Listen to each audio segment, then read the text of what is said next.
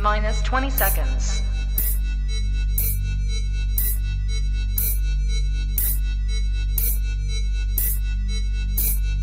10, 9, 8, 7, 6, 5, 4, 3, 2, 1. This is John Ward, welcoming you to another presentation of Tennessee football on home video. The story you're about to see unfold is one of adventure and achievement. It's the story of teamwork, commitment, and the will to win. Doesn't need a lot of... Oh! He took a weapon!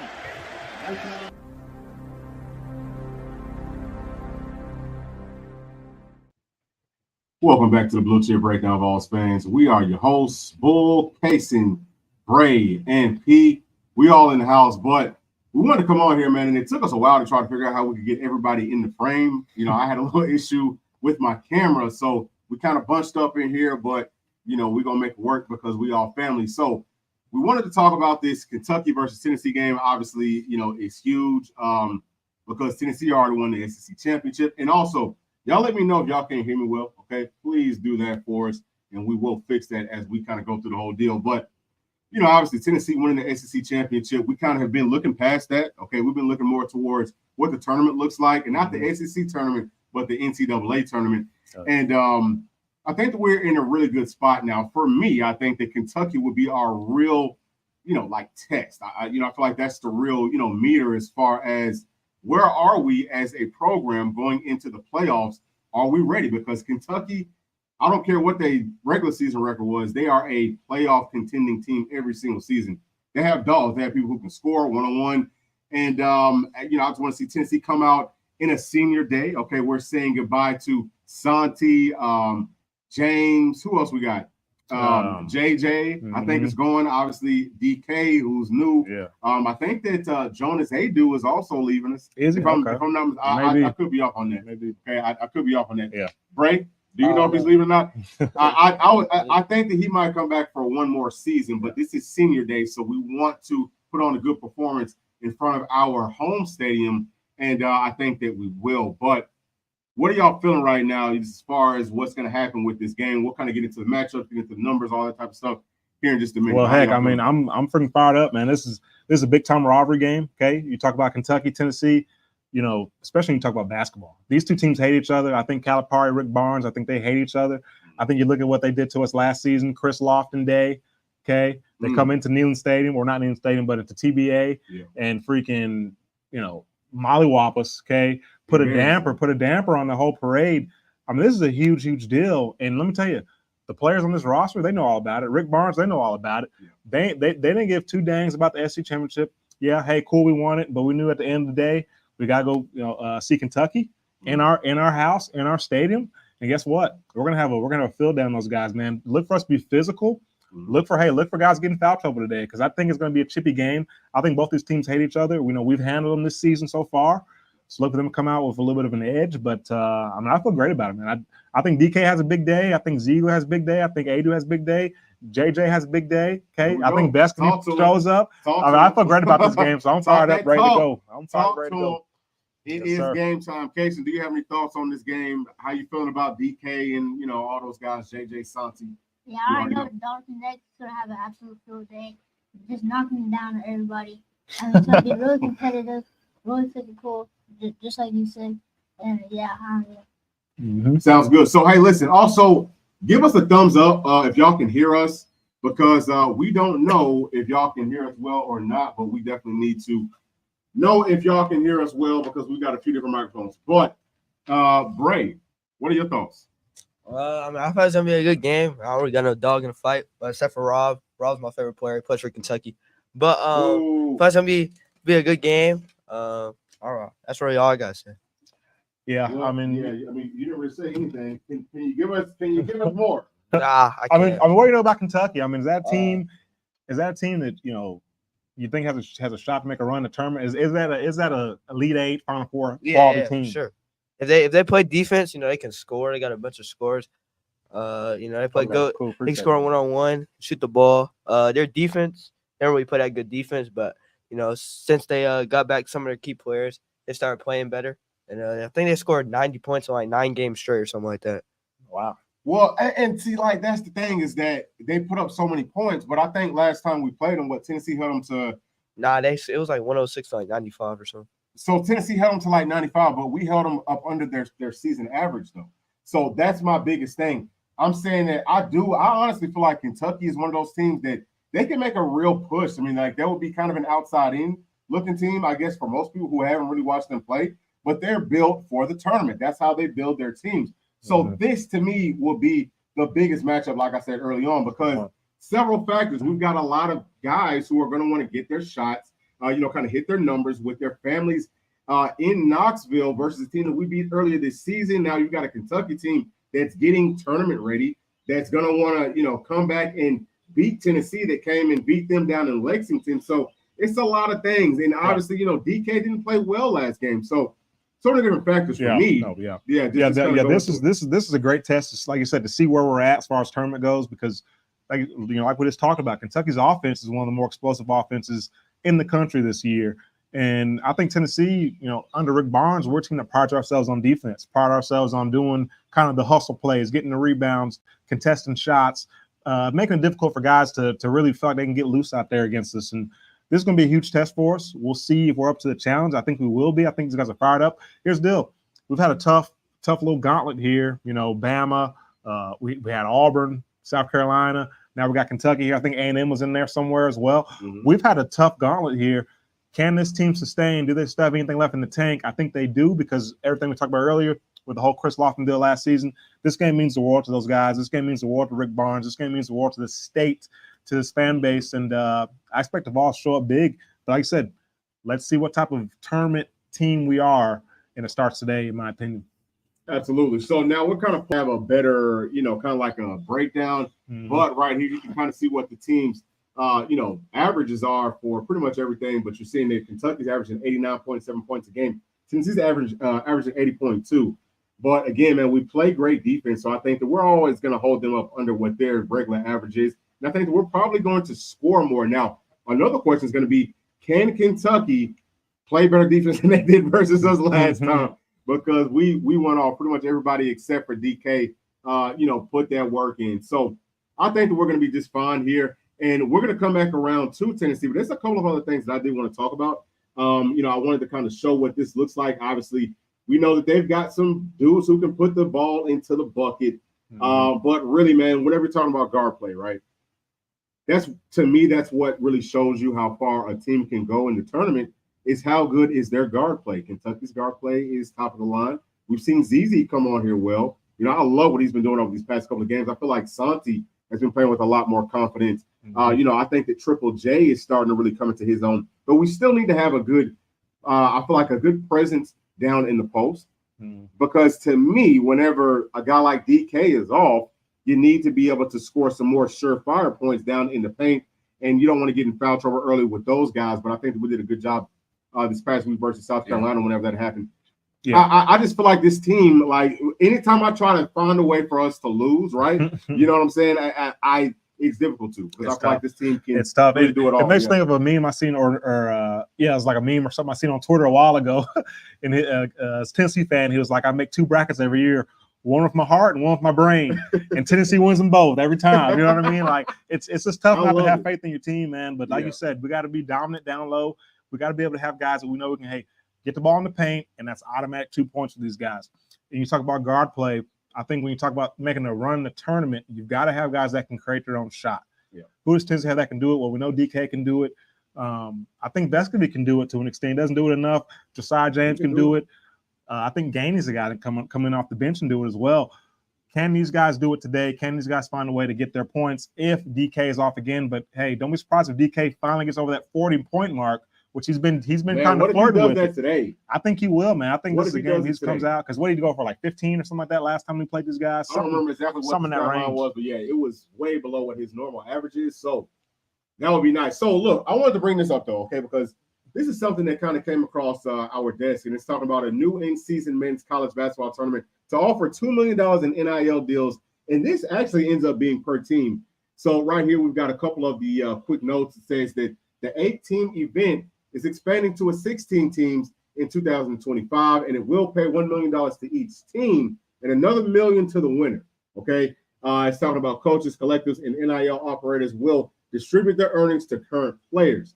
And it kind of goes in depth with a couple of other things. It's just talking about, some minor details as far as where the game's going to be played. It's going to be in Vegas. It talks about, who's helping to host this thing, who's putting it on. But the most interesting thing to me, outside of the obvious, is the teams that are, rumored to be participating in this deal. And all I see is Alabama, Duke, FAU, Houston, Kansas, Oregon, San Diego State, St. John's, Syracuse, Virginia. But I don't see Tennessee in this mix. Okay, so a couple things just to take from this really quickly. Obviously, we know all about NIL. Okay, Tennessee did a great job of being able to, open things up for these young prospective student athletes and for the current student athletes as well. But we've heard a whole lot about revenue sharing, okay, especially whenever we're talking about these tournaments. Basketball is really big into that. We think that with this first tournament, okay, that now the NCAA tournament could end up being, it could end up being a situation where they will start some revenue sharing. But my biggest thing is not seeing Tennessee on this list lets me know that there's another tournament out there that's giving away more money. So I'm very happy for our Vols already being ahead of this curve. But what are y'all's thoughts on this whole deal?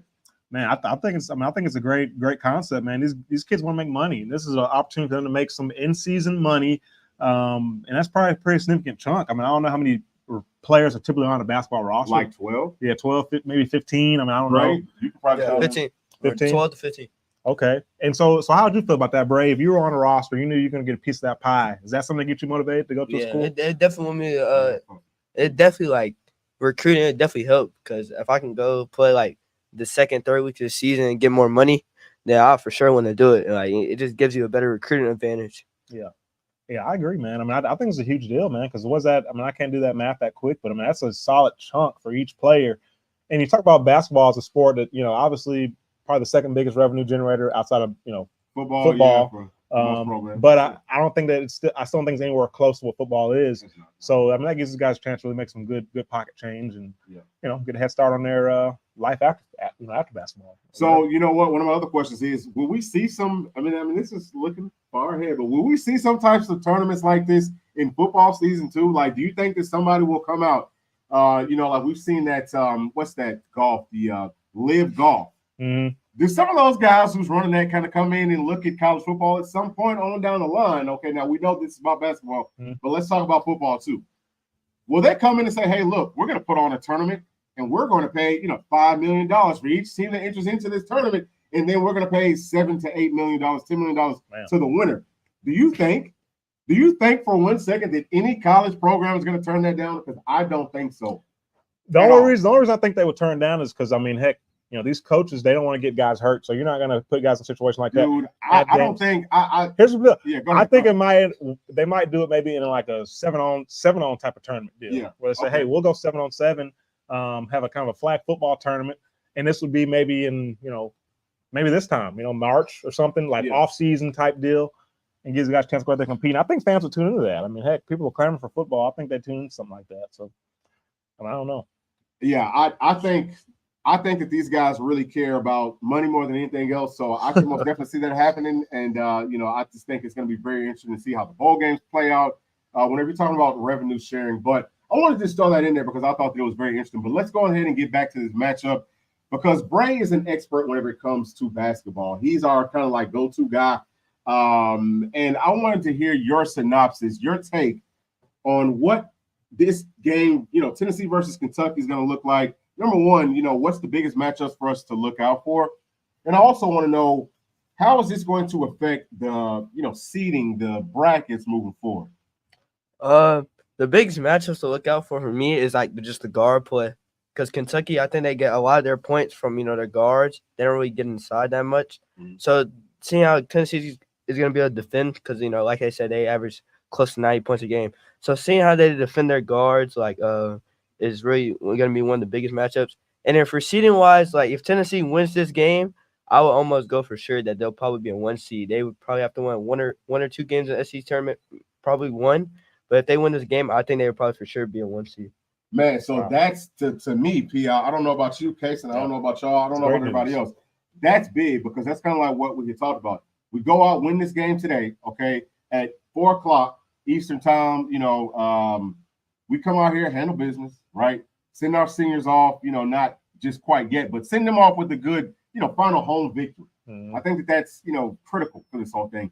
Get everybody some confidence. I'm seeing a lot of people talking about confidence in the chat. So give people confidence, but then we can kind of, maybe, Bray, what you say? You said win that first game in the SEC tournament, and then we can just kind of start to chill out.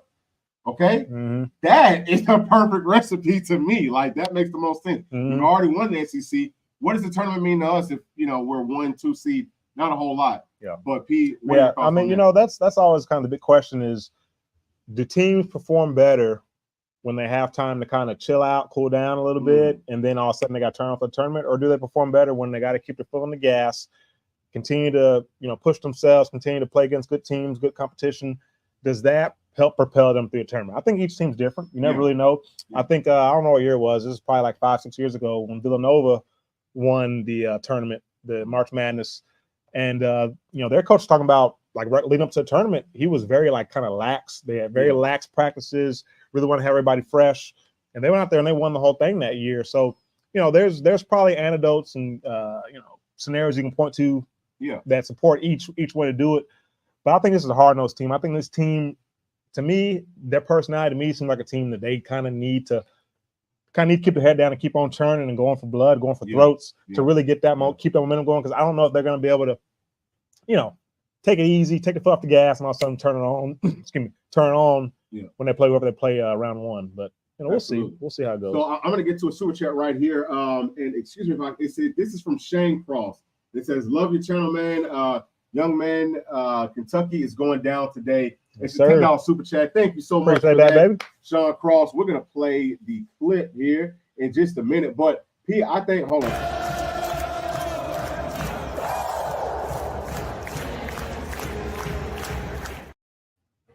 I absolutely love it, man. Like, anytime that we can hear Rocky Top, I love it. But, P, I think those are excellent points. And, Bray, I want for you to chime in on this case. And I want for y'all to chime in on this. I think that a lot of it has to do with, having like more of a senior-led group. And Tennessee's got a lot of older players. And that's why I feel probably the most confident because, we've seen what Triple J and Santi and these guys have done for years. The biggest problem has been that last season, Santi was our guy. He couldn't really, he ended up having to be the guy. He couldn't really, find his own shot. But now we got a guy like DK that he can shoot over most people, and he's gonna find his shot. And now Santi can play his role. Now Triple J can play his role. Now ZZ can play his role. Kenny coming off the bench. Adu doing his thing. I just feel like we're so deep. We've got so many players that know how to play their role. And just having the seniors leading this group, I think that we're going to be fine if we don't end up, playing all the way through this SEC tournament. I think that it's fun. Yeah, because we're going to stay focused. I was listening to the I think it's the Players Lounge. Okay, I think it's a like University of Tennessee podcast, but they do every single sport. They've got a lot of the players and all that on there. And I was listening to the basketball team talk, and it was JP Estrella, somebody else I can't think of his name right now off the top of my head. It was Gainey, and it was Meshack.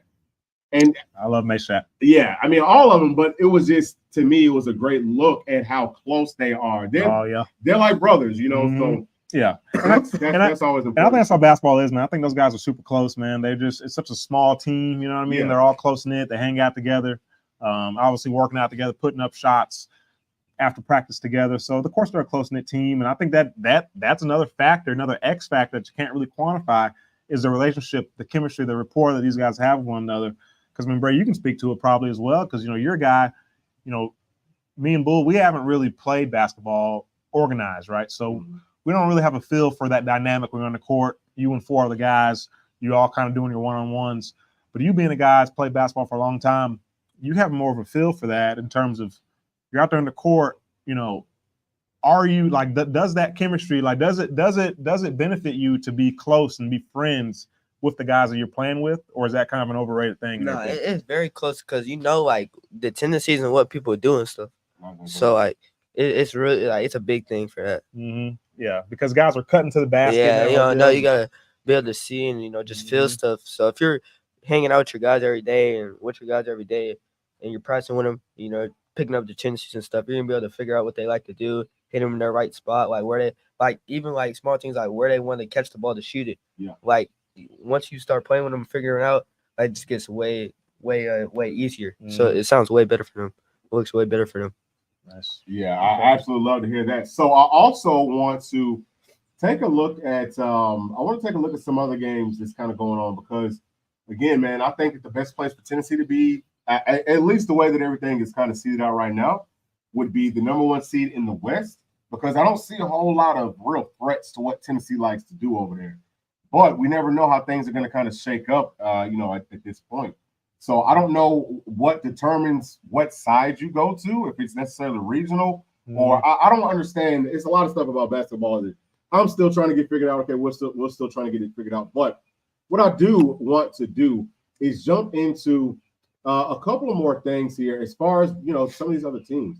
And I want to know what y'all's thoughts are on how these other teams will be performing throughout the day and what it's going to mean to Tennessee, as far as where we're going to be getting slotted at. And Bray, we're going to be leaning on you very heavily for this. So, #1, Iowa State versus Kansas State. It looks like Kansas State's winning this one 45-33. This pretty much starting into the second half. What do you think about this one? Is this one that we need to keep a close eye out on? I think that I saw Iowa State in the West bracket on ESPN. Yeah, I think Iowa State's a projected 2 seed on ESPN and CBS. Wow. This is shocking. I didn't know they were losing this bad. They did come off like a overtime game versus BYU on Wednesday, and BYU's like a top 25 team. And they lost that game, right? Yeah, they lost. Yeah. I think they won. They won. Yeah, they won. They came back and won. But yeah, this is Kansas State. I mean, they had a big year last year, but pretty bad this year. So up by 12 with 11 minutes in the second half. That's shocking. I look at Iowa State kind of as kind of what we're talking about as, a team that was kind of hot early on and kind of cooling off. Yeah. Is that a good thing heading into the tournament or not? I mean, they're a good litmus test. You know what I mean? Because they have not looked good the past few times I've seen them play. So I think they went undefeated at home. So however many games they play at home, I think they play like 18, 19 at home. So they're like undefeated at home. Wow. But I think they're 5-6. Well, I don't think that sounds right, but they're not. So they're not doing well on the road. That's interesting. And neutral sites and stuff like that. So you know what? I was about to say something. I kind of lost my whole train of thought of where I was. Oh, so you know what? I was just gonna say this just real quickly because we talked about watching some Big 12 ball. I'm not impressed with them versus SEC ball. It's just not the same.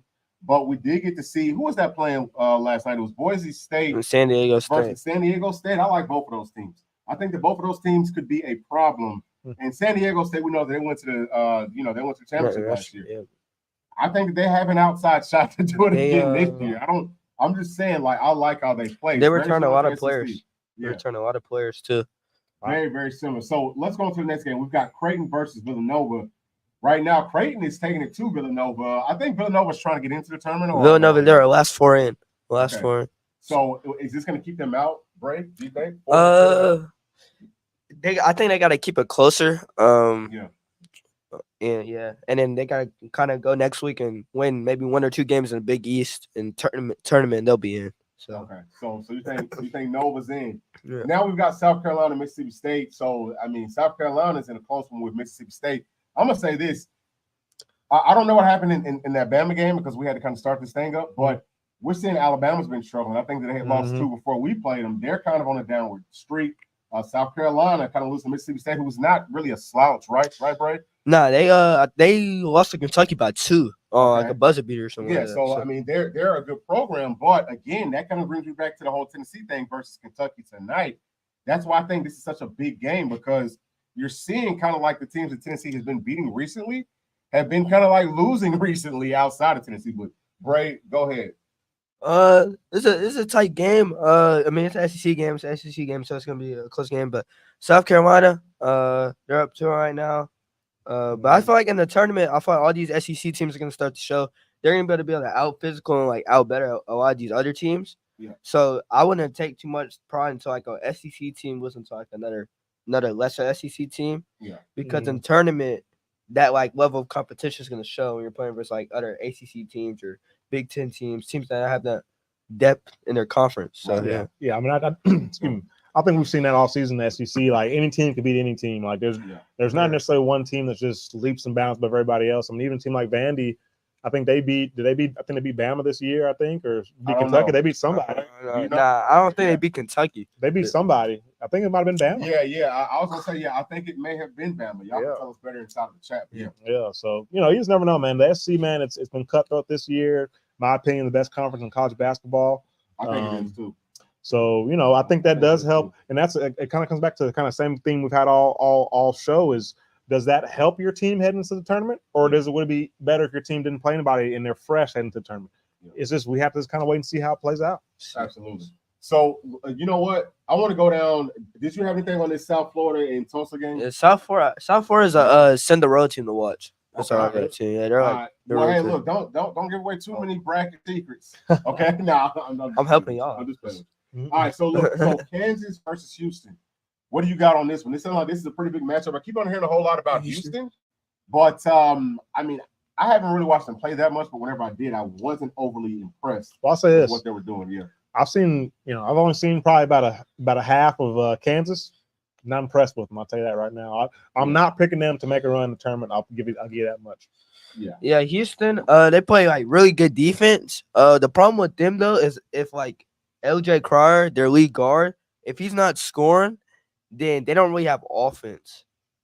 So that's pretty much their problem. And in Kansas, they started off real hot. They had Hunter Dickinson, like probably a top 3 big in college basketball. They had him. They started off real good.